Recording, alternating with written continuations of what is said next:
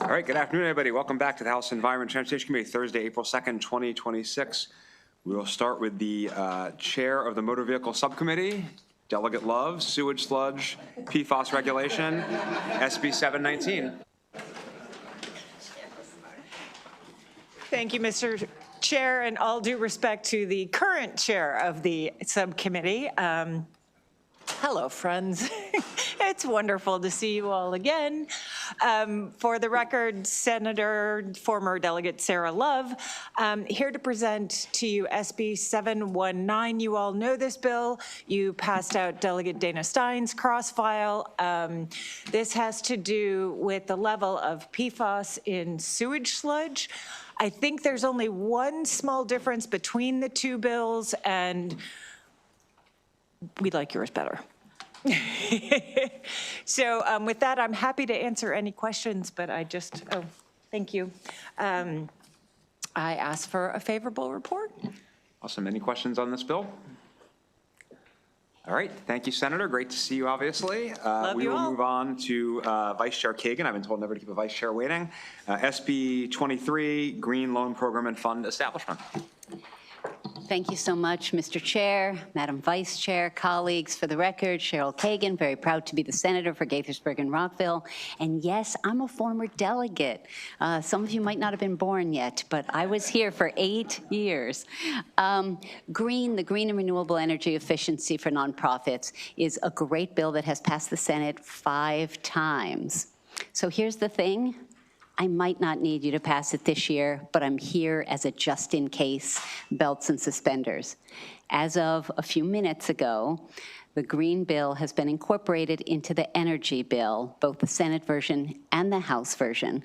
We will see what happens in conference committee, but let me tell you what it does in case it doesn't stay in the package.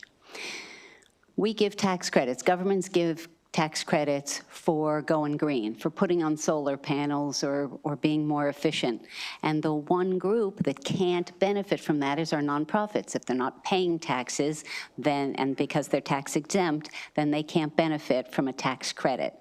So this sets up a revolving loan fund and says that a nonprofit that wants to put a solar panel up or get better roofs, better windows or insulation can show up with just 10% of the cost, and then the balance, the 90%, would be covered from this revolving loan fund.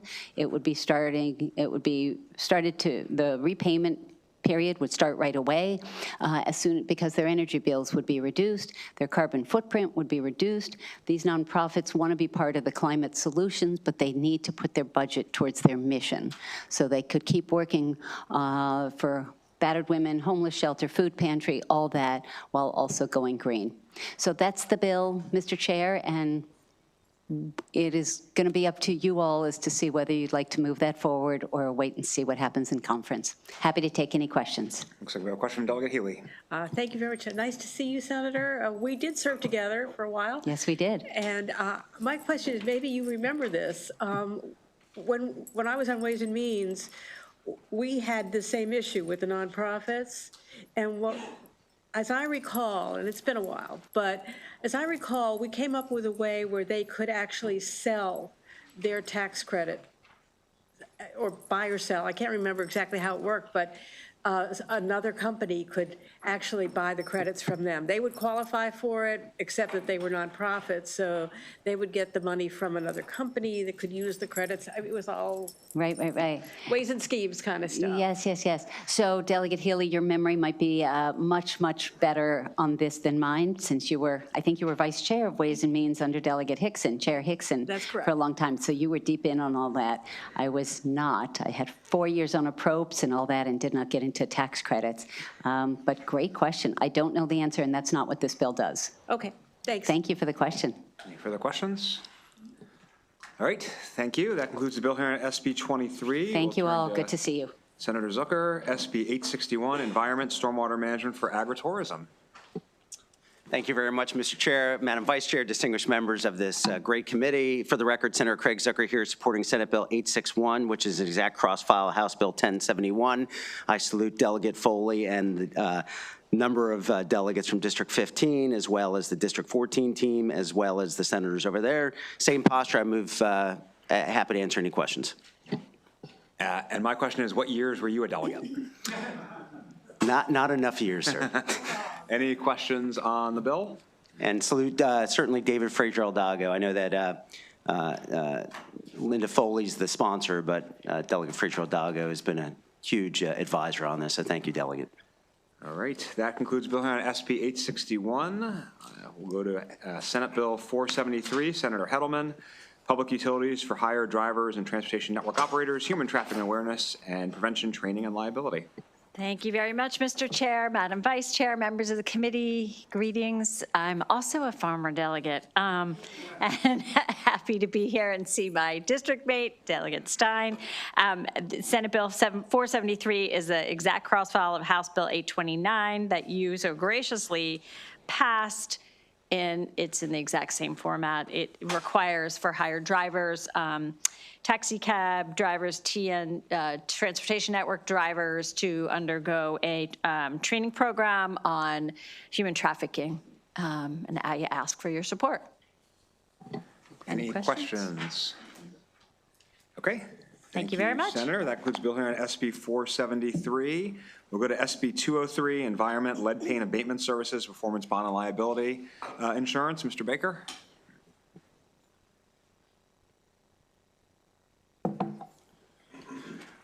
Thank you, Mr. Chair, Madam Vice Chair, members of the committee. For the record, Jeremy D. Baker on behalf of the Department of the Environment here in support of Senate Bill 203.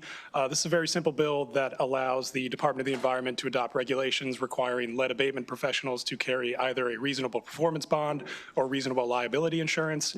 It is identical to House Bill 252 that the House passed, and there was no opposition in the initial hearing for either bill. And Jeremy, I know you weren't a delegate, but you did work at DLS, so you Yes, still sir. you get half credit. Any questions, Delegate Frazier-Aldago? Sorry, that was a boo-boo. Okay. All right. Any questions? Okay, Jeremy, it has Alex Butler for the other one, but is he here? Are you doing it SB 108? I can do 108. That's SB fine. 108, Environment, Water Resources, and Wetlands Enforcement. Please go ahead. Thank you, Mr. Chair. Again, for the record, Jeremy D. Baker on behalf of the Department of the Environment. This bill is also identical to how it passed out of the House. It is an administrative compliance bill related to water enforcement for both our water appropriation and use permits, as well as waterway construction. The tidal wetlands component under Title 16 was struck, but we asked for a favorable report. Any questions on the bill? All right, thank you. That concludes the bill hearing on SB 108. We'll turn to Senator Augustine, SB 553, Commission to Advance Lithium-Ion Battery Safety in Maryland, Reestablishment.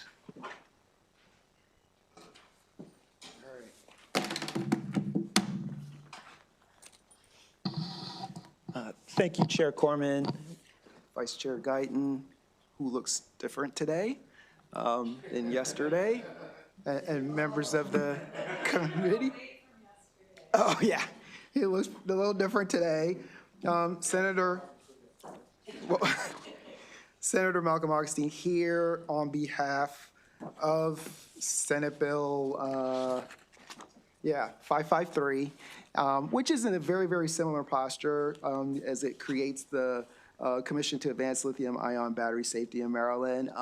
The only difference between the Senate bill and the House bill, is my understanding, is the turf builders had asked to be a part of it, which is, if it's the committee's will, it's fine with me. But I would just ask for a favorable report on Senate Bill 553, and I'm open to that amendment. Terrific. Any questions? Okay, thank you. That concludes the bill here on SB 553. Have a great afternoon. Thank you. I see we have Landon for the Maryland Energy Administration, SB 223, Janie Lawton Conservation Loan Program and Fund, and Maryland Strategic Energy Investment Fund. Thank you, Chairman, Vice Chair, members of the committee. For the record, Landon Farrig, Legislative Liaison for MEA. This bill does two things. It transfers the Janie Lawton Loan Program from MEA to MCEC. It's currently MEA's only loan program, whereas MCEC offers a bevy of loan programs, so it's really about aligning the programs with the missions of those two entities. The bill also adjusts MEA's reporting guidelines. Currently, our annual CEF report is around 60 to 65 pages, but the appendices to that report typically average over 150 pages. So what we want to do is limit the reporting requirements such that this committee receives a report that's at least readable and a little more efficient. The amendments adopted by the Senate allow MCEC to operate in its normal course of business. The bill passed unanimously in committee and in the Senate, and there's no fiscal note. MEA respectfully requests a favorable report in the bill's current posture. All right, any questions on the bill? Okay, that concludes the hearing on SB 223. We'll turn to Senator Kramer, SB 739, Climate Change, Homeowners Insurance, and Emergency Management Study.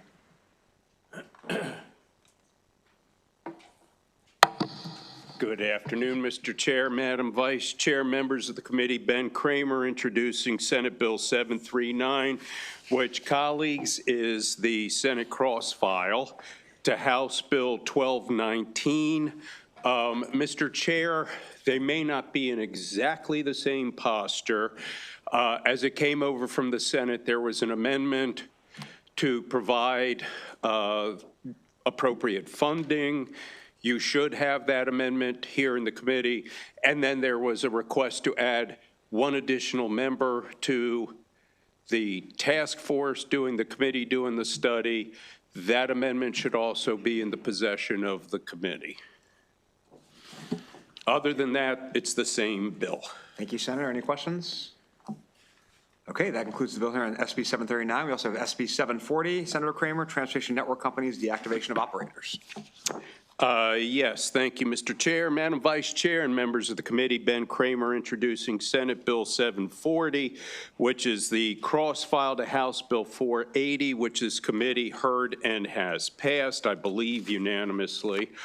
Once again, Mr. Chair, there has been a request to have two technical amendments added to the bill. We'll need to add those amendments to the House bill, which is now in the possession of the Senate. And those two amendments should be in the possession of the committee here, sir. So hopefully there's no question about that. Otherwise, the bills are exactly the same. But again, there were two technical amendments that have been requested to be added to the bill. I have copies right now, Mr. Chair, if you find the committee does not. You got them? Okay, good. Any questions for Senator Kramer? Okay, that concludes the bill here on SB 740. Do we have Isabella from Senator Watson's office? Sorry, Senator Watson's office? Yep, sorry. Okay, how about Darcy Tallett for the OAG? All right, let's do SB 184, Office of the Attorney General, Environmental and Natural Resources Crimes Unit Reporting Requirement. Good afternoon, Chairman Corman, Vice Chair Guyton, and members of the committee. My name is Darcy Talley. I serve as the Chief of the Environmental and Natural Resources Crimes Unit, which is part of the Office of the Attorney General's Criminal Division. Thank you for the opportunity to testify here today. I am here on behalf of the Office of the Attorney General to present Senate Bill 184, which is one of the office's legislative priorities for the 2026 session. Senate Bill 184, although not cross-designated as an official cross-file, is... Would you mind pulling a mic towards you? Sure. Thank you. Senate Bill 184, though not designated an official cross-file, is identical to House Bill 218, as this committee has already passed it. Currently, the Environmental and Natural Resources Crimes Unit has two statutory reporting obligations that require the same or similar environmental criminal enforcement information, but that address two separate periods of time. The unit is statutorily required to produce an annual report to the Governor and General Assembly on or before November 30th of each year. This covers October 1st of the prior year through September 30th of the reporting year. Additionally, the unit does report criminal enforcement information as part of the Maryland Department of the Environment's annual enforcement and compliance report, which per statute requires the report of enforcement activities, including criminal enforcement conducted during the previous fiscal year. The concern is that when these are viewed together, this information provided does not appear consistent. As they currently exist, these dual reporting requirements result in reporting the same enforcement information, but for varied periods of time. The purpose behind Senate Bill 184 is to make uniform this requisite timeframe of 2 separate statutory reporting obligations to ensure that statistical information for the unit is consistently conveyed. As proposed, the bill would amend state government article section 6702D, changing the reporting period to the previous fiscal year, thereby bringing it in line with MDE's annual enforcement compliance report. I'll explain briefly why this legislation is needed. First, the existing competing statutory obligations create dual reporting requirements that are not aligned in terms of covered time periods, which causes duplicative and inconsistent reporting of the same information. Second, the proposed bill aligns the 2 reporting requirements, combining the covered timeframes by amending the unit's annual reporting period to the previous fiscal year, thus better positioning it with the period covered in MDE's enforcement report. Third, this minor change will create uniformity, conserve resources, and streamline reporting without sacrificing any of the information or accountability. This would improve transparency of the unit and further ensure that consistent enforcement information is reported and is available to the public. This legislation has been carefully crafted in consultation with the Attorney General's Legislative Affairs Unit, and we believe it strikes the right balance between the competing reporting requirements. For these reasons, the Office of the Attorney General does respectfully urge this committee to give Senate Bill 184 a favorable report, and we appreciate the committee's consideration of this priority legislation. Thank you for your time. Happy to answer any questions. Thank you very much. Are there any questions? Okay, that concludes the bill hearing on SB 184. Freddie, are you sitting here to go for Chair Feldman? I am. Great. Sorry to keep you waiting. Let's bring up SB 625, carbon dioxide capture, removal, and sequestration projects, regulations, and standards. And I know you have some panelists. Please bring them up.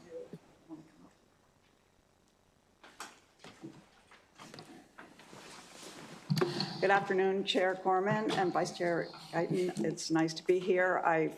My name is Frederica Struess, and I work for Senator Brian Feldman.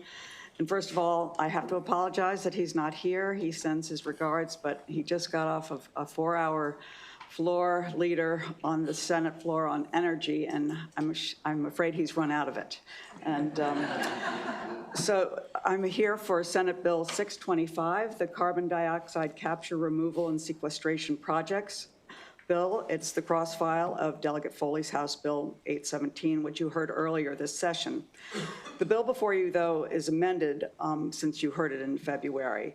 It strikes provisions of the bill related to funding carbon removal projects and simply requires the Maryland Department of the Environment to adopt regulations for carbon capture, removal, and sequestration projects in Maryland by January 1st, 2028.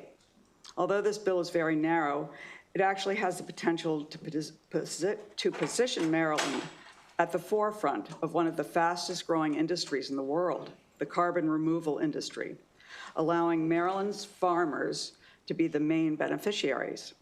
It's pro-economic development and pro-environment. And today we have a panel before you. Mark Smith, I think, is virtual, and Dr. Zhang from the University of Maryland, and you all know Jamie DeMarco. They're here to share with you how this innovative technology is being developed right here in Maryland. The Senate bill passed the EEE committee and the full Senate unanimously. And so Senator Feldman asked for a favorable report on Senate Bill 625. I'll turn it over to the panel. Good afternoon, Chair and member of the committee. My name is Din Zhen. I'm very glad to be back after about a month to support strongly Senate Bill 625 and HB 817. The UN and the US National Academy have made it clear to stabilize our climate, gigaton scale carbon removal is no longer optional.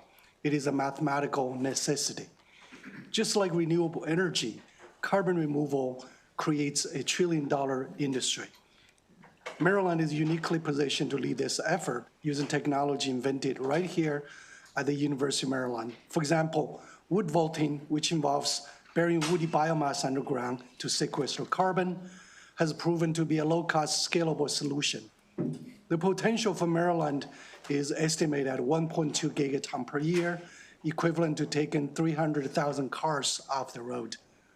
However, as a startup founder on the front lines, I can tell you that regulatory uncertainty is our biggest barrier. We are currently stuck in a gray zone where wood residuals are treated as waste rather than asset. On December 5th, 2024, we saw the tragic consequences of this with a fire at Camp Small in Baltimore. Thousands of tons of wood residuals captured carbon that could have been safely buried, instead wound up in smoke, polluting the air and threatening life and property. HB 817 and SB 625 starts the process of making the rules of the road.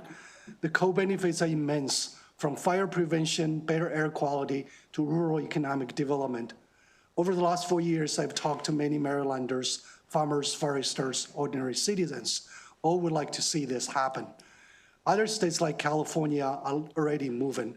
Maryland should not just follow, we should lead. Thank you. Chair Corman, Vice Chair Guyton, members of the committee, thank you for the opportunity to testify. My name is Jamie DeMarco, and on behalf of the Chesapeake Climate Action Network, we urge a favorable report.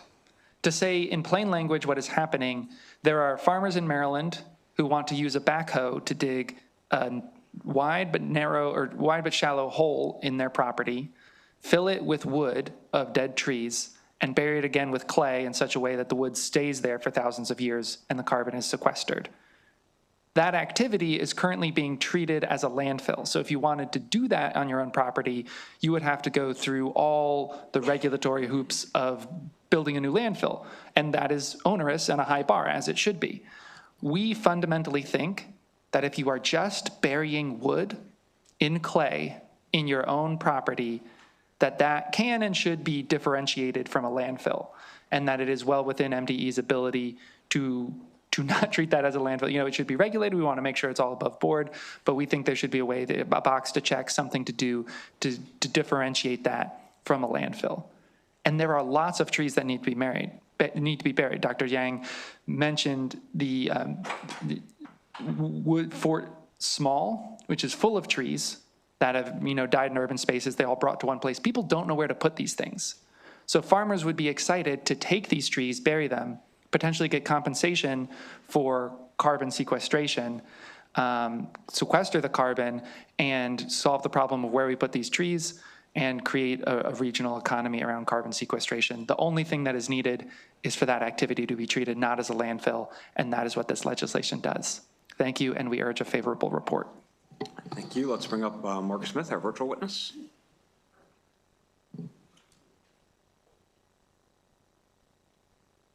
Hi, can everybody hear me?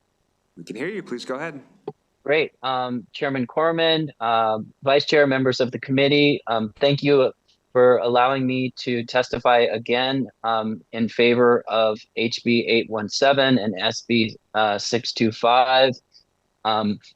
My name again is Mark Smith. I'm the CEO of Carbon Country. Our focus is on transforming the economics of smallholder farms with agrivoltaics, as you can see behind me, solar over farming and carbon removal. And here today, we're talking about the carbon removal piece of this strategy. As Dr. Zhang and Jamie mentioned, the opportunity for wood vaulting and storage is really exciting for farmers. On your least productive acre of land, you can bury 10,000 tons of logs and generate 1.5 to 1.74 million in income, potentially pay off your loans on the farm, and sequester, carbon at scale. What we're doing is both bringing wood vaulting and storage, as well as building the first large-scale biochar facility. So we're turning wood chips, which, as Dr. Zhang mentioned, are wood residues, not waste, according to the EPA. We're subjecting them to high heat, not burning them, and transforming them chemically into an amazing 90% carbon soil amendment, which is great for agricultural productivity and water retention.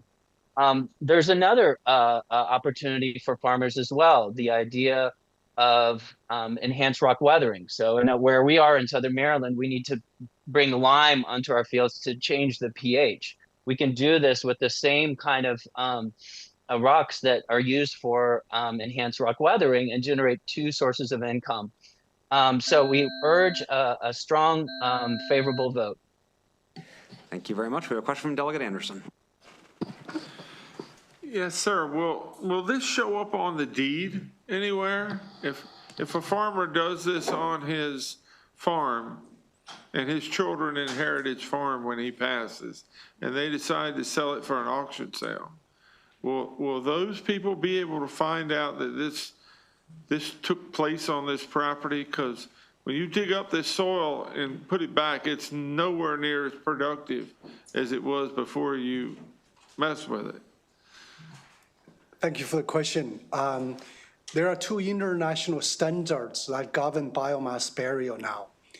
They all require a guarantee of not digging it out, because for climate purpose, you need to have a durability of 100 to 1,000 years. However, this would not stop the farmer from doing all the normal things a farmer does on the surface, because it's buried 10 or 20 feet below ground. So the surface will be regraded. You can still plant crop, graze, and or even do solar farm on it. So there's no any practical reason the farmer would actually want to dig it out. You can still do everything, including build a barn on top. Yeah, but when you regrade the soil, its productivity is cut by at least a third. So if I was buying that property and I looked at the county soil map and I bought that property by the value the property would be worth by the county soil district's map, if you had redug it and buried underneath of it, the productivity wouldn't be there, so I wouldn't have good, reliable information to rely on to purchase the property. That's a legitimate concern, but the engineering requirement of wood vaulting specifies that the topsoil needs to be set aside first and then put back at the very end, so the disturbance is minimized. The full carbon accounting of the method requires follow through for many decades to ensure that there is minimum disturbance. I'll respect everybody's time today, but thank you for your answer. Okay, that concludes the bill hearing on SB 625. So we have Senator Carrozza, SB 270, Public Service Commission, Full Cost and Benefits Analysis of Sources of Electricity Generation.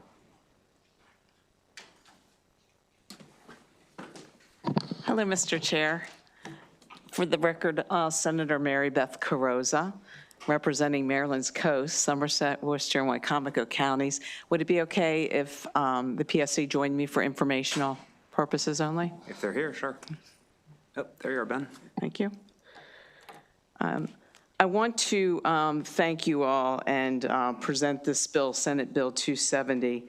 It's Public Service Commission, Full Cost and Benefits Analysis of Sources of Electricity Generation, as amended, and ask for a favorable report. Senate Bill 270 would require the Public Service Commission to conduct an analysis of the full cost and benefits of sources of electricity generation in the state, including natural gas, nuclear, offshore wind, solar, and energy storage. I want to point out the bill has been amended at the recommendation of the Public Service Commission, accepting all of their amendments, including using other models the commission determines appropriate. The Public Service Commission has been favorable with these amendments, and I want to note that the Public Service Commission and others have pointed out that the information from the full cost analysis would be beneficial to help inform us, state policymakers, as strategies are developed to attract additional sources of generation to Maryland to help lower costs and to meet the state climate goals. In addition, I've been working with the Public Service Commission to reduce the fiscal note. The information, and I know many of the members here focus on process and data. The information from this analysis will be particularly instructive as it is fuel neutral and simply looks at the practical performance characteristics of each type of generation. It can help the commission and us as policymakers determine which type of generation sources or combination thereof can actually power the grid and at what cost. This is essential information that our constituents expect us to consider and use as we make energy policy decisions to ensure safe, affordable, and reliable energy generation in Maryland. The current framework for evaluating energy investments does not give us the whole picture, and that's why the legislation has been brought forward to include the full cost analysis. I want to focus on the fact that the study does not single out any one energy source for scrutiny. It examines renewable energy alongside natural gas and nuclear, a balanced technology-neutral approach. And I think this even-handedness matters because, of course, we're relying in Maryland on a mix of generation sources. As pointed out, the legislation would require the Public Service Commission to use the calculation known as the Levelized Full System Cost of Electricity, or LFSCOE, and as amended, I want to underscore any other models the commission deems appropriate. The bill is not intended in any way to be a criticism of renewable generation or any other type of generation. It's simply requiring the commission to prepare this study to look at the true and full costs of the energy generation and to have that information to factor in for the commission to make recommendations to us on recommendations that would be energy generation for the lowest cost and greatest benefit for the ratepayer. So I believe it's information that will be helpful not only to the commission, but for us as policymakers as we move forward trying to increase energy generation in Maryland. I will point out that it's a bipartisan legislation. It was passed unanimously in the Senate, and I would again ask for your favorable consideration with the bill as amended, and I believe that amendment has been submitted to you. Thank you. Ben, you're just there for questions? Yes. Great. Delegate Grammer. Thank you, Mr. Chair. I'll be brief. So my question is, does the bill consider our energy mandates such as the Regional Greenhouse Gas Initiative and how it applies to the different forms of energy? Because as you know, these things, the clean energy credits, they cause distortions in the market, which cause legacy forms to be less competitive and maybe clean sources to be more competitive. So that really changes how the energy market looks at those different sources of energy. Does your bill include looking at those? So this is how I'm going to respond. I am not going to micromanage how the Public Service Commission conducts this full cost analysis and other methods. I really believe that I want to defer to the experts on how to conduct it, but trying to conduct and pull information that we have not had in the past. For instance, we should know what costs are when it comes to intermittent sources of energy. We should have that information. Again, there's other methods that I would defer to the Public Service Commission, but I've been trying to be really clear with all the committee members that, and I'll just hit the one issue head on. Some of the concerns was some criticism of the bill, but I realized that was based on that not full knowledge that and we had accepted all of the amendments of the Public Service Commission, including the other methods. So this is really driven for information, and if you want to expand on that. I think it would be a consideration in the overall modeling and discussions, but I think that's something that would be discussed within the report, and we'd be looking at so levelized cost studies, like a very common one is Lazard's, is probably one that you would all hear quoted to you. And even there in that study, I think they would admit that that doesn't always account for local regional differences. And so that's just something that might be part of this analysis can't say today, but it would be something that possibly would come up as we work our way through it. Okay, thank you. Thank you. Delegate Foley. Thank you, Mr. Chair. Thank you, Senator, for presenting this bill. I question why this bill is looking, why this study would look at one energy source plus storage, because that's not really how we get our electricity. So why wouldn't we look at a menu of energy sources interacting with each other? That's what, Chair Barve was here early in the session when he was giving us a briefing, and he was going over all the different ways that energy can be produced and all the different ways that we get more capacity in our energy grid. So that's one question I have. Why just one source and not looking at a menu of sources? Because that's actually how we get, I don't think anyone is proposing that we get, for example, all of our energy from natural gas or all of our energy from solar. It's a menu of energy sources, number one. Number two, my second question is, how then do we also look at this, because we're part of the PJM, as I know you know, and then, and we do import a lot of our energy, and how does that all fit together? So again, I think this bill seems to be pretty narrow in terms of what we're looking at in terms of cost. Well, I actually, again, we give discretion to the Public Service Commission. What I was trying to do with, it seemed to me the current calculations was not factoring in certain costs. So having a method that would factor in other costs was my intention. And probably Mr. Baker and I have had some conversations talking about maybe where you would start as a base, so you could actually look at the costs that we're currently not calculating. Yeah, I think it's going to be a study that we have to think through, and it's going in terms of how you account for the wider PJM grid and the fact that there will be imports, because there's not going to be a scenario, I think, where we will be 100% of a generation state. And so that's the kind of thing that will have to be thought through and discussed. I think now there's a question of, as we go towards our 100%, well, right now it's a 50% RPS mandate, 52.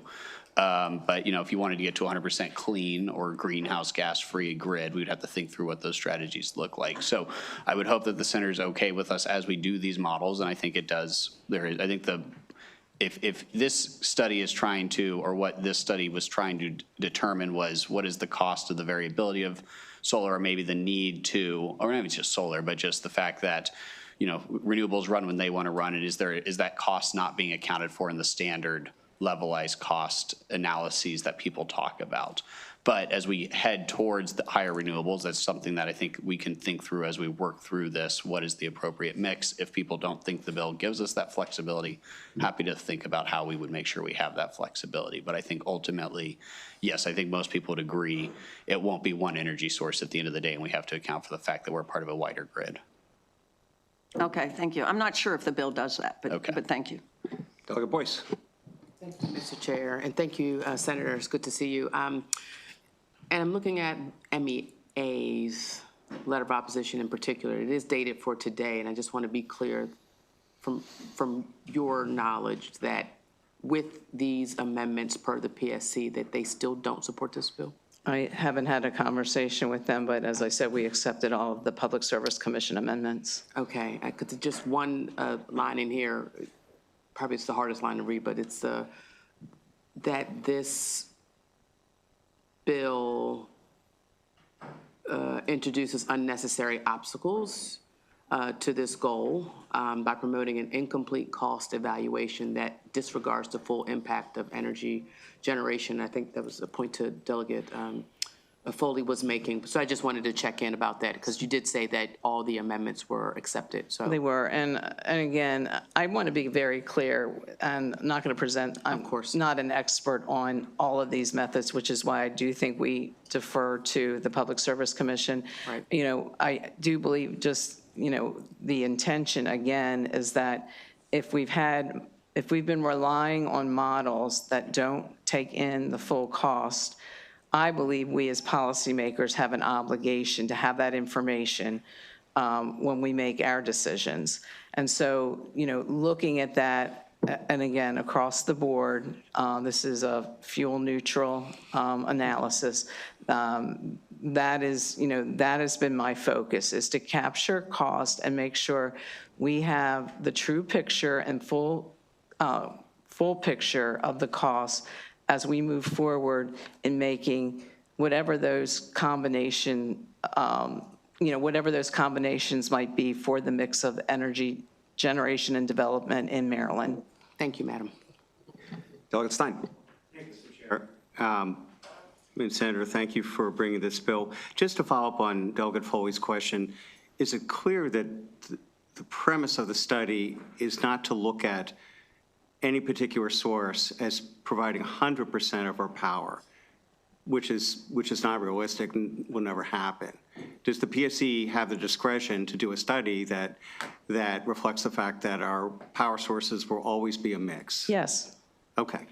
And second, when you refer to full cost, I take it it's just direct dollar and cents cost. It's not the cost of emissions impacts, public health impacts of different sources. Is that right? That does not include those costs. I do not think levelized cost typically accounts for societal cost. I could be wrong.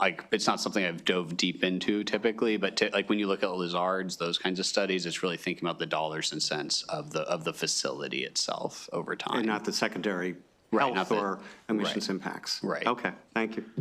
Sorry, it doesn't account for the externalities at all?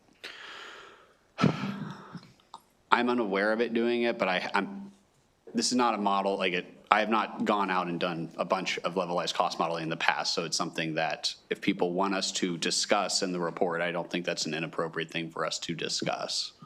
Delegate Fisher-Dago? Thank you, Mr. Chair. And this may go to your question, Mr. Chair. The last paragraph on the MEA testimony says, furthermore, the bill fails to acknowledge the long-term economic benefits of renewable energy investments, including job creation, offshore wind, solar industries, reduced healthcare costs, and insulation from fossil fuel market volatility, given the current global situation. And that was the big question I was going to ask, is because all of this is connected. I think when you do one thing, all of it is connected to the environment, and all of it's connected. So are any of the amendments that were presented that you accepted, did they address the total externalities per the chair's question, which is also my kind of follow-up question, because they state it very clearly in MEA's testimony? I understand the question. I would think that the amendment that says, other methods as the commission deems appropriate addresses that. Again, I would be deferring to the Public Service Commission as you in this committee, and we in our committee would be working with them on the information.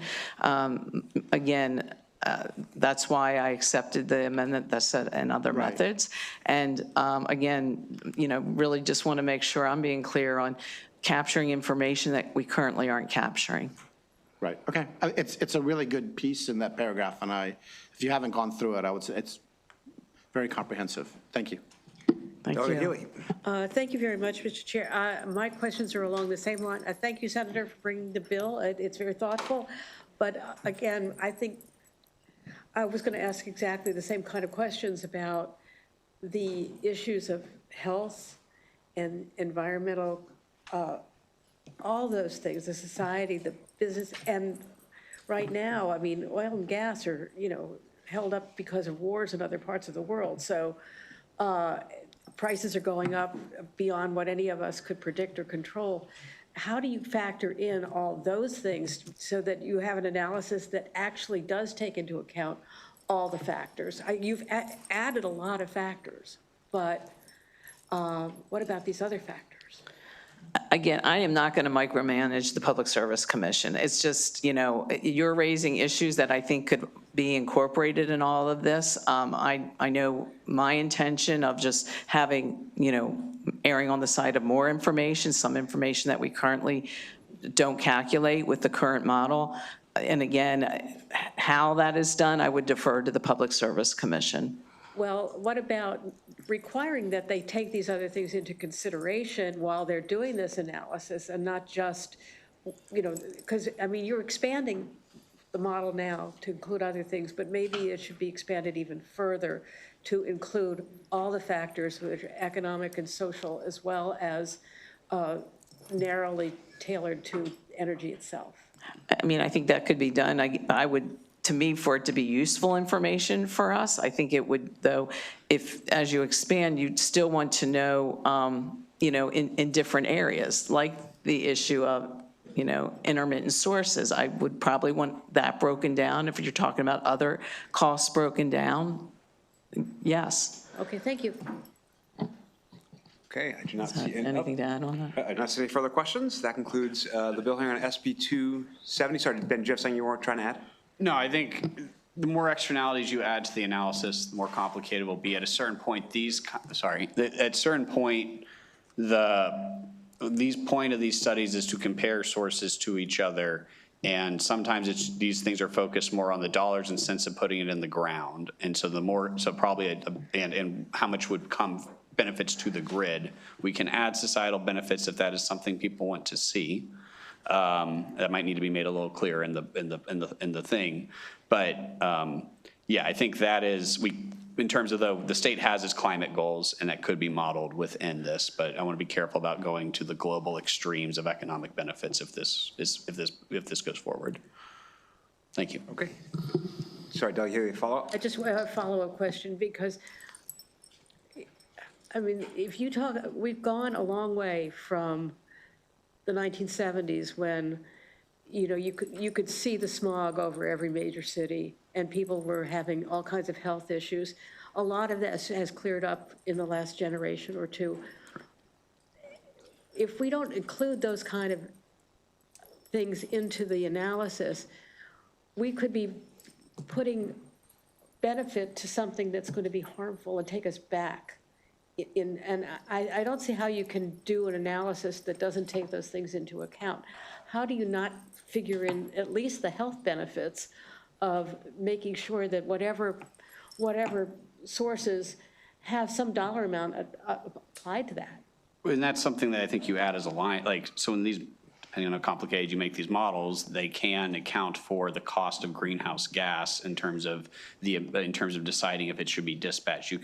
There's various things that when you look at the grid and when you're trying to decide what portfolios, I would assume we would try and build portfolios in the long run that would meet the state's climate goals. And then what is the best way to get there? But that would be part of probably what we would need to think through as we approach this report if we do. All right, thank you. Thank you. Okay. Thank you, Mr. Chair. That concludes bill hearing. Thank you for your courtesy. Absolutely. That concludes bill hearing SB 270. I'm going to try again. Isabella from Senator Ron Watson's office. All right. SB 621, Public Safety, State Fire Prevention Code, Trash and Recyclable Materials.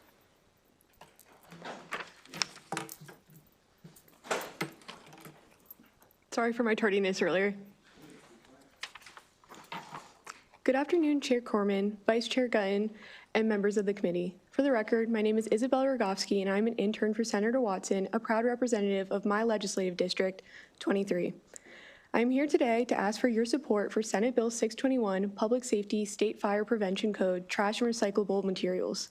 Senate Bill 621 is the exact crossfile of House Bill 848, sponsored by committee member Delegate Stein, which has received a favorable report from this committee and the Senate Education, Energy, and the Environment Committee during this session. So my testimony is purely a reminder of what the bill will do.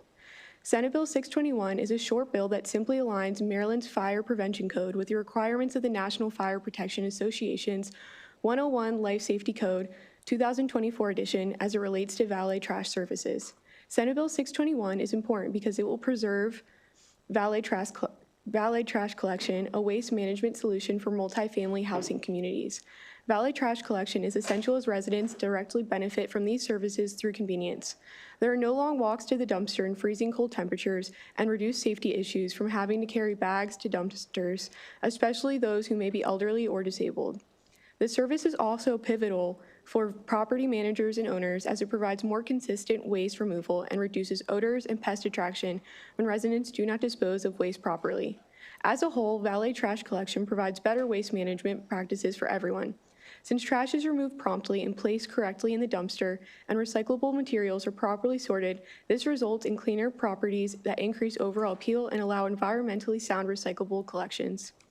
Senate Bill 621 is necessary to ensure that valet trash collection can continue to benefit constituents and property owners in Maryland. In the 2024 edition of 101 Life Safety Code, the National Fire Protection Association adopted standards to regulate valet trash collection services. Despite this action, last year, Maryland's Fire Prevention Commission, when adopting the 2024 edition, deleted the sections related to valet trash collection services and added specific language prohibiting trash or recyclable materials awaiting scheduled collection from being placed in exits, hallways, or an egress balcony. This action has prohibited apartment buildings, condos, or multifamily dwellings from this trash pickup service. The state should not dismiss the work done by the National Fire Protection Association on this issue. Then the NFPA standards development process offers a way to establish codes that are both technically robust, practically applicable, and most importantly, created to help protect lives and property from fire and other hazards. Given that the NFPA took over 2 years to complete the standards and substantial effort to weigh the concerns of firefighters, property managers, and the public, Senate Bill 621 is essential and would simply ensure that valet trash collection services can continue in Maryland under these national standards. If this bill is not passed, Maryland would be an outlier and one of the only states to prohibit this service. Therefore, I ask for this committee to vote favorably on Senate Bill 621. Thank you for your time today. Thank you. Any questions? Okay, that concludes the bill hearing on SB 621. I think we have Linda from Senator Henson's office, SB 130, Environment, Water, Individual Submeters.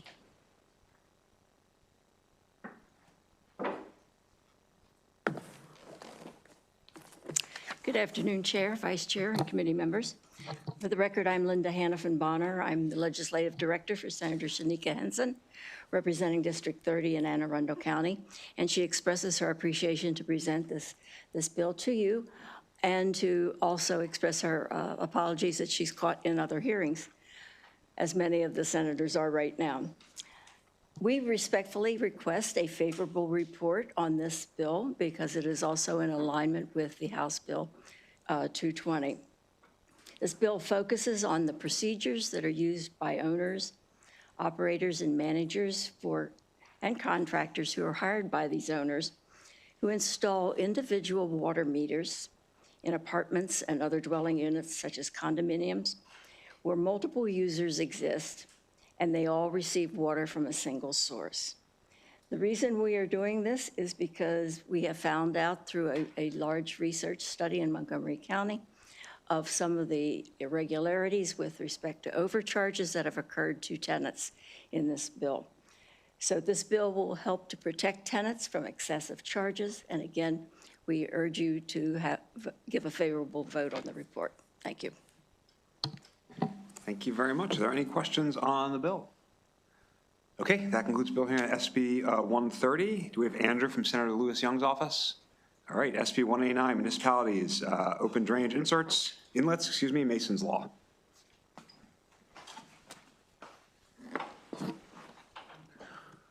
Good afternoon, Mr. Chair and honored members of the committee. My name is Andrew Burgoyne. I'm here to present SB 189, Mason's Law, on behalf of Senator Karen Lewis Young. This bill is in response to the tragic loss of life of a young man. The House has unanimously passed our cross-file HB 34, and the bills are in a nearly identical posture, except for the fact that HB 34 contains language appropriating money in FY's fiscal years 29 through 31 to assist municipalities in meeting the requirements of the bill. Senator Lewis Young would request that SB 189 be made to conform to HB 34 and would like to thank the chair and Delegates Foley for their work on this bill. And with that, I request a favorable report. Thank you. Any questions on the bill? Okay, that concludes the bill hearing on SB 189. I think we have Nikki from Senator Washington's office. And why don't we start with SB 523, Department of Natural Resources, Water Resources, Identification of Vernal Pools. Thank you, Delegate, and I apologize for my mishearing earlier. Good afternoon, Chair Corman, Vice Chair Guyton, and committee members. For the record, I am not Senator Mary Washington. I am Nikki James. I am her undergraduate social work fellow in the office, and I am here to present on behalf of her for Senate Bill 523. Vernal pools are small, temporary wetlands that fill with water from winter through midsummer. They provide irreplaceable habitat for wood frogs, mole salamanders, and fairy shrimp, all species that cannot reproduce anywhere else. And they replenish groundwater and filter stormwater across the state. This committee heard the cross-file HB 701, and at Chair Corman's request, we worked with the Maryland Department of the Environment to amend both bills to reflect a two-agency approach. Continue. Okay. The Department of Natural Resources will create and maintain a statewide list of vernal pools using approved scientific methods in coordination with the Maryland Department of the Environment and the University of Maryland. MDE will designate trained staff to identify qualifying pools during the permitting process and notify DNR for inclusion on the list. The bill does not limit MDE's existing authority to regulate vernal pools that already qualify as non-tidal wetlands. There is no fiscal impact, and the updated fiscal note reflects the bill's requirements and can be handled within the existing budgeted resources. We have also shared an amendment to alter the bill's title to honor Jack Cover, recently deceased General Curator of the National Aquarium and a dedicated advocate for vernal pools. We respectfully request a favorable report. Thank you for your time and consideration. Also, the questions we had for both versions have been addressed, and we are asking to place both the House and Senate versions on the voting list. Senator, anything you want to add? Me too.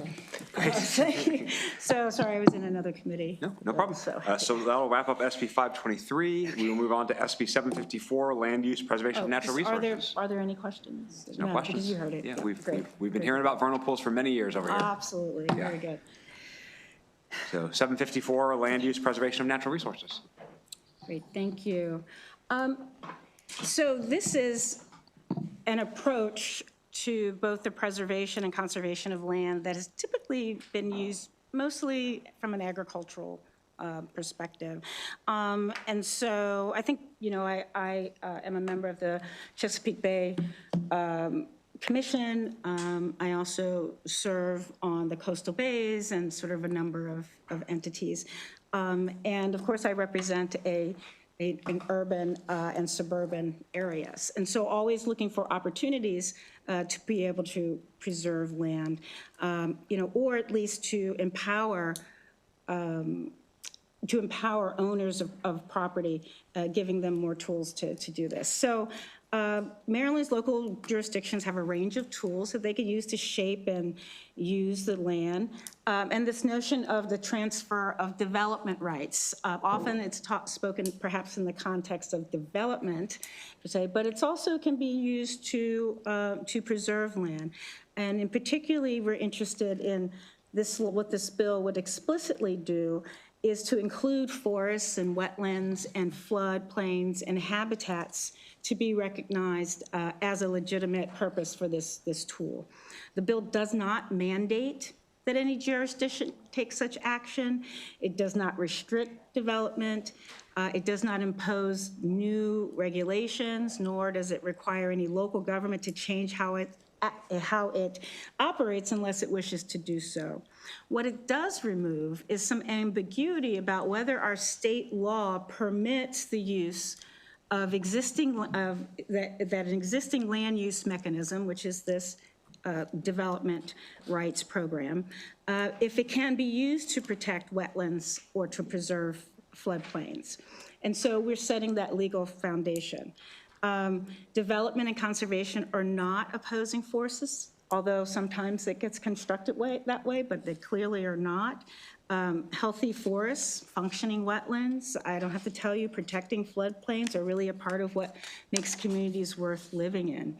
And so this bill does give local jurisdictions the clarity that they need to protect what their communities are worth growing. And I request a favorable report on this bill. And there is not a cross-file. So. Thank you, Senator. Are there any questions on SB 754? Okay, well, that concludes that bill hearing. We will move on to SB 225, Environment, Interjurisdictional Watersheds, Flood Management. Please go ahead when you're ready, and I know there's other witnesses on this if there's anyone you want to bring up. Okay, all right, let's see. Alrighty. I believe there are other people that wish to testify, but I'm I'm speaking here. So we had this bill, version of this bill last year. And then, to be clear, there was some assertions about it getting in the way of development, et cetera. And again, that is not the case. What it does recognize that there are interjurisdictional flood areas and flooding does not stop at our county boundaries. I represent Baltimore City and Baltimore County. There are watersheds that are shared by both Baltimore City and Baltimore County. And specifically, it takes what is in Comar and is also in some other portions of our code and bring them together in this section. And it codifies Carroll Creek, Gwynns Falls, Joan Falls, and Herring Run. This consolidates existing designations with a clear statutory framework that addresses local governments and what the public can work together on. It does not require counties to draft new flood management plans. It does not do that, nor does it require them to conduct new studies, nor does it expand the department's existing authority. In this year's bill, it's very clear that there is no fiscal impact. And then also, I believe, yes, and the concerns that were expressed last year no longer appear in the bill. As drafted, the bill had included the Patapsco because of considering what was going on, but we decided, and the committee decided, to just keep it as it was rather than mandating a new designation for a new flood area. I did that at the request of a member, but it is not in my final version of the bill. So I respectfully ask your favorable report or any questions you might have. Thank you, Senator. Any questions on the bill? Okay, we do have a number of witnesses. So we have favorable testimony from Winnie Carpenter Great. and Christiane Margarita. I apologize. Mr. Chair, I have one more. I have to go to a bill hearing, so. Okay. All right, thank you. Have a great rest of your day. All right, thanks. How's your knee? It is improving. Instead, I have a different type of walker now, so Yeah. hopefully 2 more weeks will be. All right, well, take care of yourself. Thank you.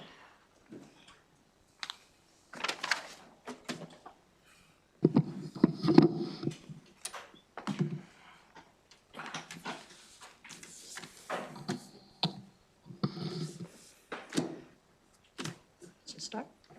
Okay. Good afternoon. My name is Winnie Carpenter, and I am representing the Oella-Catonsville Flood Solutions in Southwest Baltimore County. We have submitted our written testimony with photographs and maps in favor of the Senate Bill 225, interjurisdictional watersheds, with the inclusion of the Patapsco River. The small mill town of Oella is situated along the Patapsco River, and when you hear about flooding in Ellicott City, a first thought is it's only in Howard County. But that same flooding also occurs on the other side of the river in Oella, Baltimore County. According to USGS Stream Stats, Ellicott City in Howard County has 4 square miles of drainage basin. The drainage basin for Oella is 300 square miles. A lack of flood management between the 2 counties is evident in disjointed planning and responses, absence of community input, and revealing an uneven resource distribution. One example is the design and funding for the Howard County 18-foot diameter, mile-long extended north tunnel, which outfalls directly into Oella Avenue in Baltimore County. The 40-mile Patapsco River flows the Chesapeake Bay and connects with Baltimore City and Anne Arundel, Baltimore, Carroll, Howard, and even Frederick and Montgomery counties. And like other tributaries in Senate Bill 225, this interjurisdictional watershed knows no boundaries. We support this bill which is intended to facilitate coordination among local governments and the state in the management of our waterways. Please consider a favorable report for Senate Bill 225 with the inclusion of the Patapsco River. Thank you.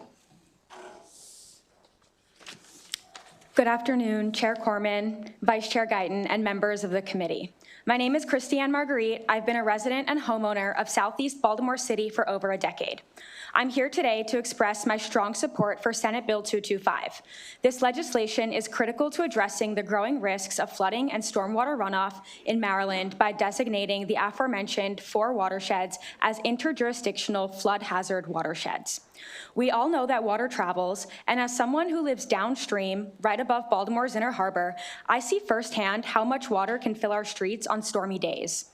Runoff from upstream development and environmental destruction in Baltimore County doesn't just stay there.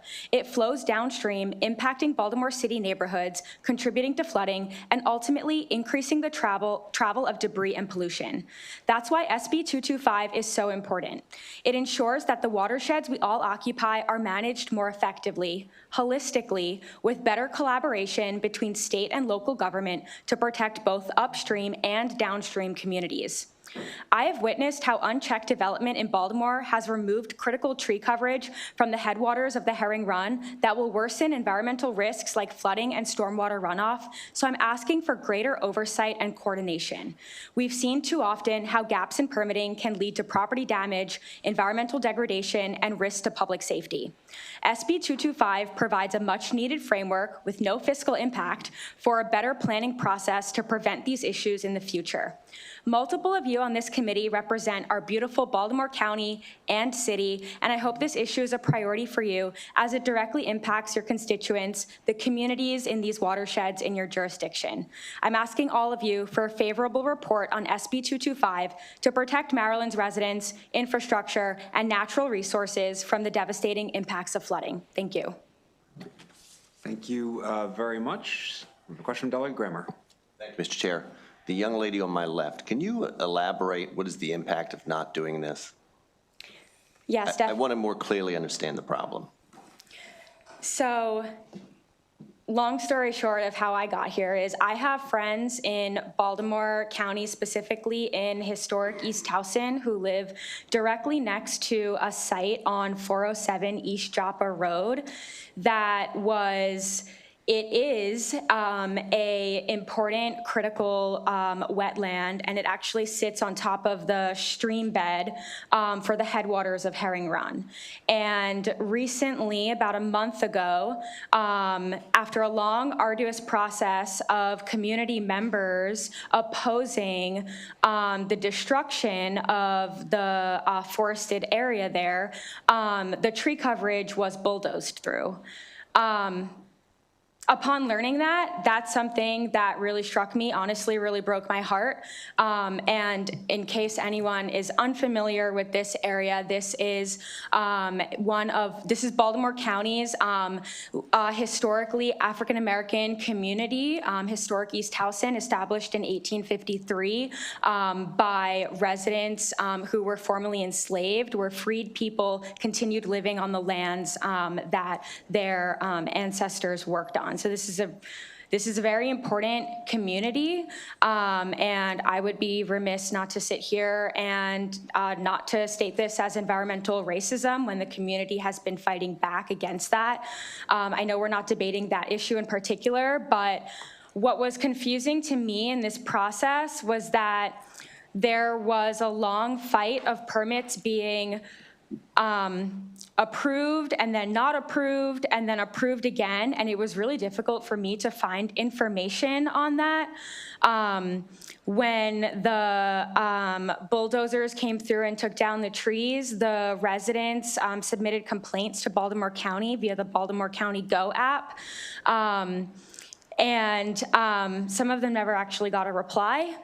We did recently see a posted notice from MDE on the site last week stating that the permit that they didn't have prior was then granted. It was a permit for stormwater, which they didn't require prior to the bulldozing of the trees, by the way, which definitely caused me concern. I didn't understand where the gaps were in the permitting process. And so that's definitely a concern for me. I'm still unclear how or why the permit was still issued. And I know that that's something that I'm going to ask MDE about, but I feel like there can be greater oversight and greater oversight from MDE on local county development projects, but also a stronger permitting process, and also a permitting process that includes cumulative watershed impacts for downstream communities with upstream permits being approved. Thank you. And Thank you. young lady on my right, is there anything you want to add briefly? Same question. The same question. Briefly. Briefly. Howard County, after the massive floods, the most recent massive floods that came through in 2011, 2016, 18, developed their safe and sound plan. That was something that was done in Howard County. There was no inclusion, no community input, really, no coordination with anyone in Baltimore County, and we're being impacted by their decisions that they're making. Okay, thank you. Delegate Naraki. Thank you, Mr. Chair. Two questions. First, why just these particular bodies of water? There's a lot of others that could be considered. Why are we just looking at these particular ones in the bill? Why not the Back River? Why not, there's like the Patapsco River, there's many others, so why these in particular? I don't know that I can answer that if you want to take that. We don't know. That was the way the bill was written by Senator Washington. That's fair. I can follow up with her on that. And we just wanted to add. Let me ask a different question, kind of along the lines of what the gentleman over there was asking. So I'm hearing a lot about what Baltimore County is doing, and I'm not saying that Baltimore County, I represent parts of Baltimore County. I'm not saying that they're doing everything right. We have a lot of issues in our district, in a shared district, from trash and things like that in the Back River that flows out from Baltimore City. So what responsibility would this bill have to also examine practices, not just in Baltimore County, but things that are occurring in Baltimore City, maybe Howard County, maybe wherever, right? It's not, because I don't think it's just, I'm hearing a lot that it's all Baltimore County's problem. I'm not sure that all of it is Baltimore County's fault. So I'm just trying to understand how this would impact those other jurisdictions. Yeah, I agree. I mean, given that this is a statewide bill, that oversight and this framework would apply to all, foster collaboration between the state and all of our local governments, Baltimore City and all of our counties in Maryland. Okay, so we're looking to hold everybody accountable, not just Baltimore County accountable. Okay, Yes, gotcha. yes, given that this is a statewide bill. Thank you. Thank you. Other questions on the bill, or excuse me, for these folks? Delegate Boyce. Thank you so much, Mr. Chair. Thank you so much for being here. Thank you for your testimony. I don't know how to ask this. How long has that project been occurring at the site that you were speaking of? I believe that residents have started a legal process in 2016. I read about this in an article in the Afro that was published a couple weeks ago, and I can send that to you. I don't know like exactly all of the details of the timeline. I guess I'm just a little concerned that it is a major project for housing that is affordable. And I'm concerned about where those African-American land boundaries actually extend to. There have been discussions about how far do they actually go. Is it just in that small area? Did it incorporate those woods? Did it incorporate the actual whole area? Does it go more south? So I think I'm curious more and more about where those actual boundaries are as it relates to what is considered historic now versus what they were maybe 100 years ago. So I think I'd be looking into that. But so you think since 2016? I think so. In terms of the boundaries, I would definitely defer to the Northeast Towson Improvement Association for those questions. But I will say, irregardless of the boundaries, the development site sits on top of a stream bed for the headwaters of the Herring Run. And what's more concerning to me with that is that not only have they excavated the site, but they are going to be digging for an underground garage. So your belief is that there should be no development there because it's going to ultimately create additional flooding anywhere else, and that maybe this project should find somewhere else to go? Absolutely. Okay. Thank you. And just to be clear, so you think this bill will have that effect? No, not on that specific project. Development is already underway and MDE has issued the permits. But what I'm asking for is that there is maybe more checkpoints within the permitting process. Because there was an instance where the tree coverage was fully removed without all of the proper permitting. As a Maryland resident, that's really concerning to me. I'm not sure how MDE overlooked that or how Baltimore County overlooked that. There must have been some sort of miscommunication between both. And so what I foresee this bill to do is basically bridge that gap. And so that's what I would like to see for all future projects, is that there are no gaps in permitting issues like that, because it can be incredibly devastating. Great. Thank you both for being here. We have a number of unfavorable witnesses. We'll start with the virtual. Diane Smith, CSI Support and Development Services.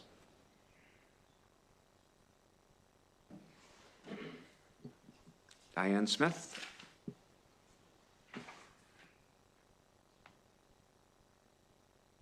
Diane, please go ahead. Oh, I see. All right, Diane Smith, please go ahead. Hello, thank you. Thank you, Chair Corman and the members of the committee. My name is Diane Smith, and I represent CSI Support and Development. Hi, sorry about that. Thank you, Chair Corman and the members of the committee. My name is Diane Smith, and I represent CSI Support and Development Services. We're a nonprofit organization that develops, owns, and manages 13 affordable senior properties in Maryland, totaling over 1,300 units. CSI developed and currently owns and manages an existing affordable housing community in Northeast Baltimore City, which is also located in the Herring Run watershed. The property, Bowley's Garden Villa, is a 78-unit senior property that serves low-income seniors. We've received commitments from the federal, state, and the city governments to invest over $12.5 million of capital repairs to preserve the property and provide rental subsidy to all units, allowing us to serve an even more vulnerable population. The property was developed by CSI in 1996, and it was built in accordance with all stormwater management requirements. CSI has maintained and managed the property since its development. Our renovation project does not include any expansion of the building footprint or expansion of the parking lot. Essentially, there will be no negative impact resulting from the renovation of Bowley's. This proposed bill, while well-intentioned, would unduly delay this project and put our already committed financing in jeopardy and open the project up for cost increases due to project delays. There are concerns about the implementation of any new law, which doesn't clearly define responsibilities between jurisdictions. This uncertainty will likely cause serious delays in approvals for potentially threaten current and future affordable housing development in Maryland. A wide variety of affordable housing is greatly needed in the state, and every effort should be made to encourage development and investment in our communities, including the preservation of critically important existing affordable housing like Bowley's. Thank you. Thank you very much. We will turn to Horatio Tablata, Baltimore County Department of Environmental Protection and Sustainability. Good afternoon, Mr. Chairman. I don't know if you can hear me. We can hear you. Please go ahead. Okay, thank you. And distinguished members of the committee, my name is, for the record, Horacio Tablada, or HT. I'm the Director of Baltimore County Department of Environmental Protection and Sustainability. For 37 years, I was with MDE, serving as the 10th Secretary of the Environment until my retirement in December 2022. So I've seen many familiar faces in the room and many new friends. Today, Baltimore County comes in opposition to Senate Bill 225. You have a written testimony, but I would like to highlight three specific concerns. First, by designating specific watersheds, the bill bypasses what the work that MDE is already doing as a work group, a technical work group called the A-Storm. This is the Advanced Stormwater Resiliency in Maryland, where they take watershed studies from all the counties in the state, and they develop resiliency flooding studies to support where we need to make our focus. Second, the bill will grant a specific watersheds, the ones mentioned in the bill, highest priority, jumping ahead of all other watersheds in the state without respect to the data and expertise that was a requirement under Senate Bill 227 in 2021 that was passed by the General Assembly and signed into law. And last, Baltimore County is concerned that the land development in these watersheds could be shut down until a comprehensive study is done. And the study will have to be done jointly with Baltimore City and will have to be approved by MDE. Last year, MDE reported through the fiscal note that these plans haven't been updated in decades. This bill is unclear on the impact of the ongoing or pending development as the ones mentioned already. And we are concerned as a county with the effect that it would have. Thank you. Request unfavorable report. Thank you very much. We'll shift to in-person unfavorable testimony. We have Claudia Wilson-Randolph from the Community Development Network of Maryland, W. Andrew Hansen, Homes for America, Miranda Williams, Maryland Affordable Housing Coalition, Emily Hovermail, Baltimore Regional Housing Partnership. Just please go ahead when you're ready, sir.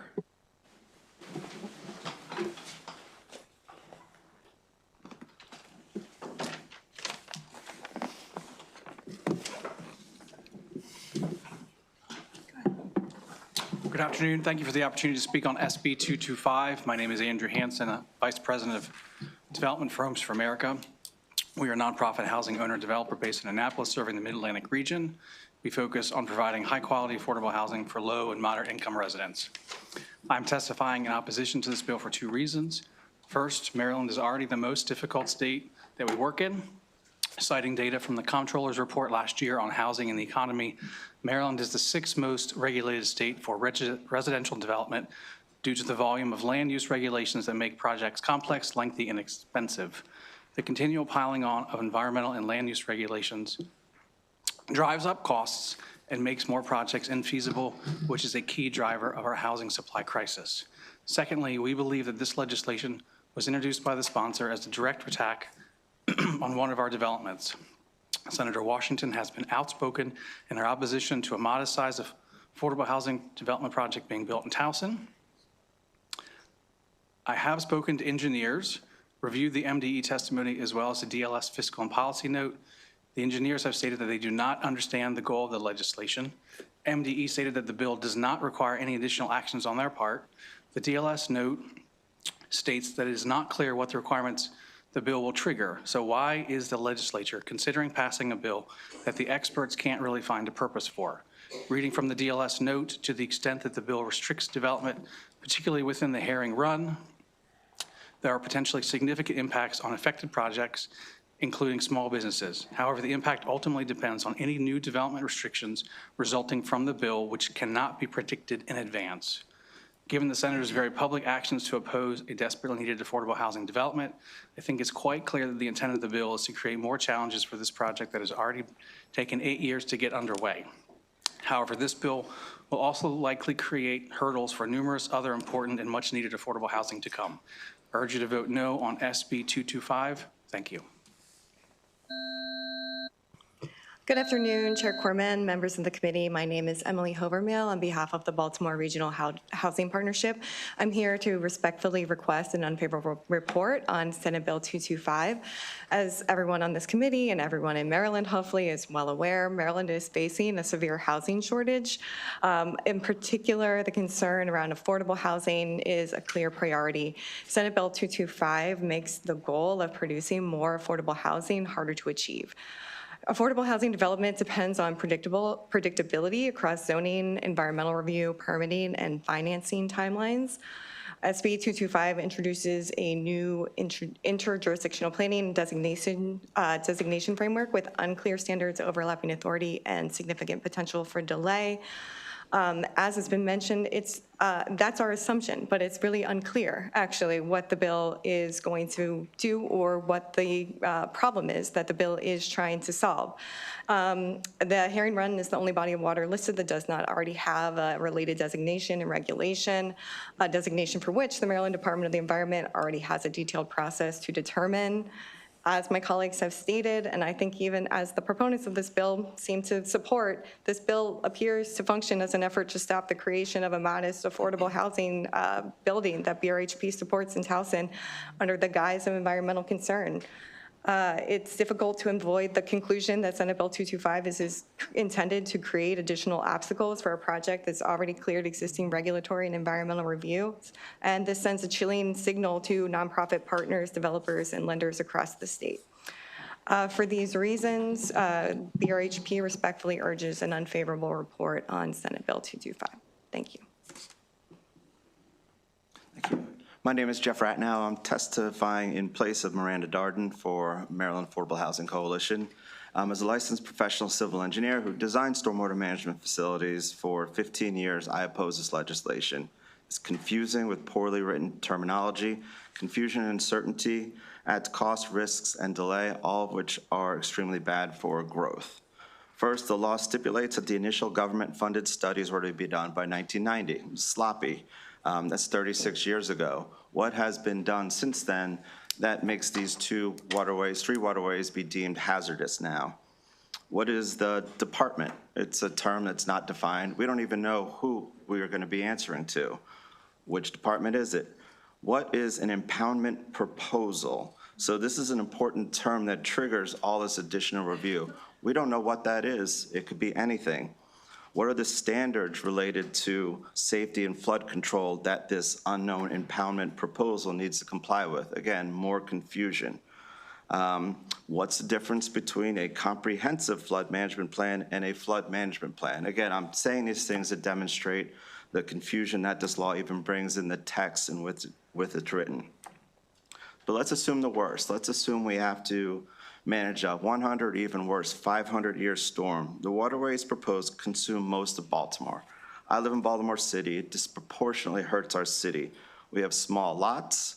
We have shallow storm drain outfalls. It's extraordinarily hard to build these underground vaults needed to manage these storms. In the end, the sites outfall to tidal waters, which have infinite capacity, and the law does nothing to alleviate the problem, that there's no problem there. So it only makes things harder to build in Baltimore City. We need growth, we need population, we need development.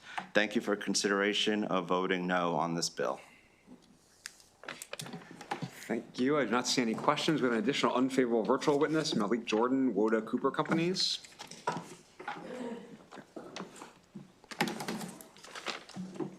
Yes. How you doing? Well, please go ahead. Okay. My name is Malik Jordan. I'm Senior Vice President of Development at Woda Cooper Companies, and I'm also somebody that has grown up in Baltimore's inner city. I believe that SB 225, while well-intended, adds to the list of challenges developers face in urban areas, especially in my hometown. As the developer of affordable and workforce housing with the development in Baltimore City's Park Heights area, I fear that SB 25 adds to the list of challenges. Per MDE's analysis, my key reason for these beliefs are that its ambiguity and purpose, which lead to implementation challenges and add time and money, which is the one thing that developers, more importantly, working families currently enduring housing insecurity can ill afford. This is even more relevant against the backdrop of the Moore administration's effort to reduce red tapes and regulations in the Maryland Department of Housing and Community Development's Housing Starts Now policy in the QAP, which rewards projects that can be fully entitled and closed within 1 year. I believe SB 225 takes a sledgehammer to an approach that requires an scalpel and does harm. I also believe that there is a better path forward. If the goal is flood resilience, the state should fund mitigation infrastructure directly, incentivize resilient design through programs like QAP scoring or grants, and avoid broader use land restrictions that suppress housing production. For these reasons, I urge an unfavorable report for SB 225. Thank you. All right, thank you very much. We'll turn to additional in-person unfavorable witnesses. Tom Cole, Maryland Affordable Housing Coalition, William Moore, Southway Builders, Monsieur Abdul Malik, the NHP Foundation, and the dynamic duo of Bob Enton and Lori Graff from the Maryland Building Industry Association, just like old times.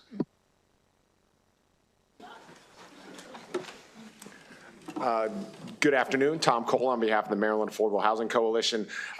These committee's questions were spot on. I don't know what problem this bill solves. There is no flood that would have been stopped by this bill. Rather, when asked more directly, a single project was identified. And while I appreciate the idea that it would not stop that project, we don't know that for certain. And we don't know the implications of what interjurisdictional watershed flood management plans will be. Because once such a plan is created, it must be implemented. And to the extent any project might not be consistent with that flood management plan, that stops. And it was also suggested that the fiscal note, there was no fiscal note. The updated fiscal note is quite significant. The local jurisdictions that are going to be asked to create these flood management plans have indicated they will need to hire consultants to the tune of hundreds of thousands of dollars for a problem that has yet to be clearly articulated to this committee. For that reason, I would ask that this bill be seen for what it is, as an attempt to stop a single project, and that it receive an unfavorable report. Thank you. Good afternoon, Mr. Chair and committee members. Thank you. My name is William Moore. I'm president of Southway Builders. We're a general contractor located in Baltimore City, and we do affordable housing projects all throughout the state. I'm a resident of Baltimore City, or excuse me, of Baltimore County. I was on the Baltimore County Planning Board for a while, and I noted our offices in Baltimore City. This bill significantly impacts Baltimore City and Baltimore County. I will note, just as a point of clarity, for those unfamiliar with Baltimore County, it has what's called an URDL, urban-rural demarcation line. Everything above the URDL is for ag preservation. Everything below is intended for maximizing development opportunity. And of course, Baltimore City, we all want the same opportunity for the city. Just a few short years ago, it took 12 to 14 months from the time of concept to bring an affordable housing project to getting a shovel in the ground. Today, it takes 2 years. The implementation of this bill, if it doesn't stop projects, is going to add between 6 to 18 months. So do we really want to take 3 to 3.5 years to implement affordable housing projects? MDE has some of the most stringent watershed regulations in the country, and we don't need more restrictions. We need opportunities to continue to build affordable housing. Baltimore, so I talked about the URDL.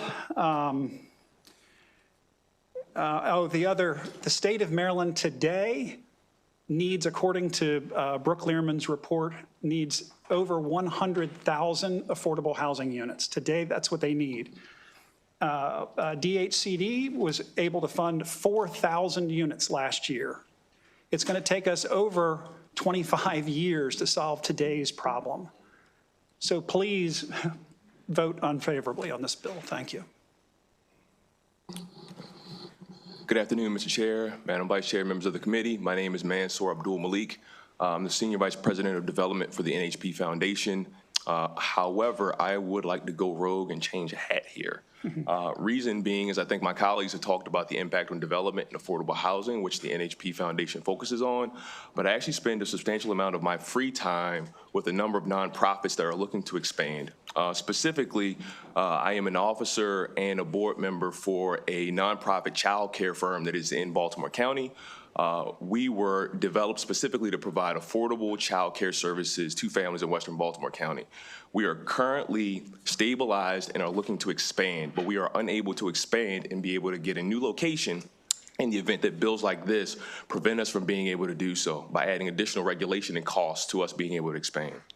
Secondly, I'm also spending my time with a nonprofit swimming instructing firm called 4M Swim Club that's been around for 50 years and is black-led. They're currently working to expand their swim services and are working to eliminate a blighted piece of land in Baltimore City in order to have a new indoor facility. Again, unable to be able to provide this life-saving training in a brand new facility that will be an asset to the community in the event that this legislation is passed.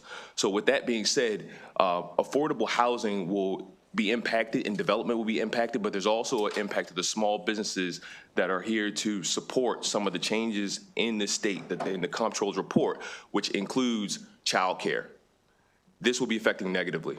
With that being said, I'm urging an unfavorable report. Thank you. Good afternoon, Mr. Chair, members of the committee. Lori Graff, CEO of Maryland Building Industry Association. I have spared you. Bob Etten is not here, so you'll just have to hear from me. It's great to be back in this committee. Really do appreciate it. You guys have been spared having to hear me talk over and over again about the comptroller's report, which has already been mentioned several times. If you have not read it, I would encourage you to do so. There is also a one-pager on it that is a Cliff Note version. But one thing that I just want to point out on that report is they talk about the Smith Island cake effect, and this bill is just adding to that. We cannot easily reduce regulations in this state. It's not an easy task, I'm sure you've heard. But one thing we can do is not continue to add regulations, and this is what this bill does.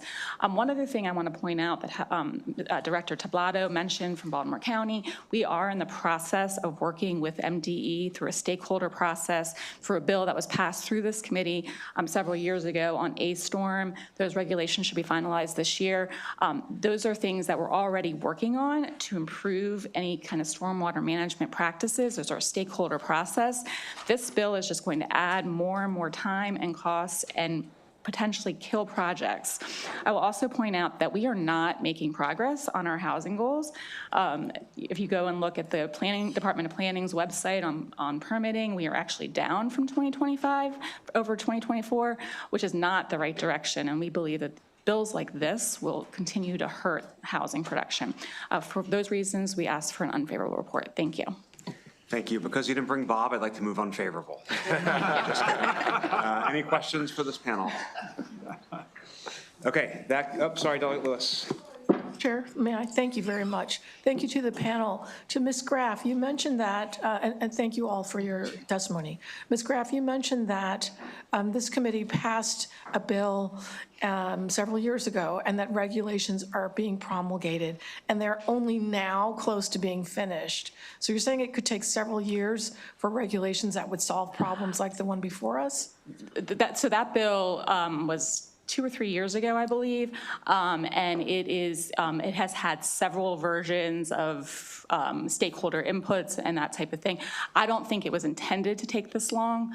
I think there was other things that happened that are beyond any of our control. Got it, but it can take time even if we. Correct. All right. Thank you, Mr. Chair, thank you. Okay, thank you. That concludes the bill hearing and all the bill hearings for today. We're going to reset the system and then vote, so please don't go far. We have members who need to leave for personal things, so we want to get through this as promptly and thoroughly as possible, so please do not walk away. Thanks.